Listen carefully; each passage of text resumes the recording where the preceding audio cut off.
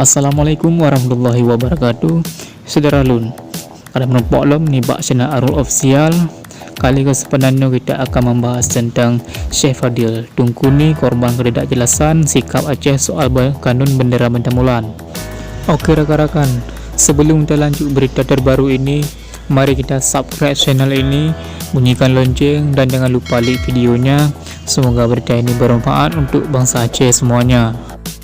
Saudara Lun, DPD RI asal Aceh HM Fadil Rahmi LCMA turut menyesalkan kasus pemanggilan Ketua Muallimin Aceh Tunku Zulkarnaini bin Hamzah atau akrab disapa Tungkuni oleh Polda Aceh terkait pengibaran bendera bulan bintang pada milad 4 Desember lalu di Lok Semawe.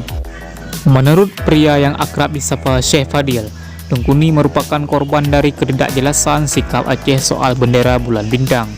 DPR Aceh hingga saat ini terus mengatakan bahwa kanun bendera Aceh masih sah. Demikian juga dengan eksekutif Aceh. Di DPR Aceh juga ada 2 tiang bendera. Namun hingga saat ini belum pernah bulan bintang berkibar di sana, ujar Syekh Fadil. Ini akhirnya mempengaruhi pola pikir di tengah-tengah masyarakat. Tungkuni menjadi korban dari ketidakjelasan sikap ini.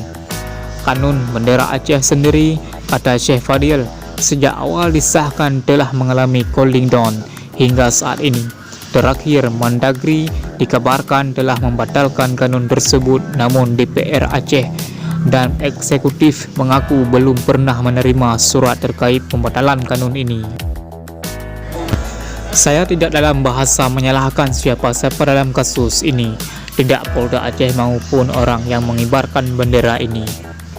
Semestinya masalah kanun bendera ini harus tuntas, clean dan clear. Harus ada upaya ke arah itu.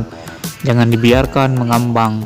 Kalau tidak dan dibiarkan bergantung-gantung seperti sekarang. Yang sayang adalah masyarakat Aceh. Tungkuni adalah salah satu korbannya, ujar senator yang dekat dengan dayah di Aceh ini lagi. Jika pemerintah Aceh tidak segera memperjelaskan sikap soal kanun bendera Aceh, kata Syekh Fadil, dikhawatirkan akan banyak korban-korban lainnya di Aceh yang akan dipanggil jajaran berwajib.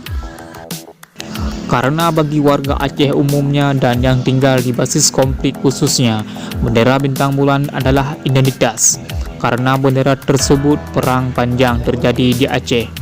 Mereka tahunya bendera itu sudah sah dan ada kanunnya, namun bagi kepolisian kanun ini sudah dibatalkan oleh Kemendagri, katanya. Kalau hasil pemeriksaan kemudian Tungkuni dinyatakan bersalah dan dijebloskan ke penjara, maka akan menjadi PR besar bagi kita semua, khususnya pemangku kebijakan. Jangan hanya berani bersuara dan tidak berani bersikap serta setengah hati. Ke depan tidak ada lagi yang berani mengibarkan bendera Aceh. Kita khawatirkan demikian juga dengan produk-produk hukum kanun yang lainnya. Yang dilahirkan, wibawanya akan hilang.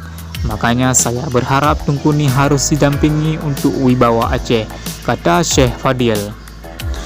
Hanya sekian berita yang kami sampaikan, sumber dari Aceh Watch. Assalamualaikum warahmatullahi wabarakatuh.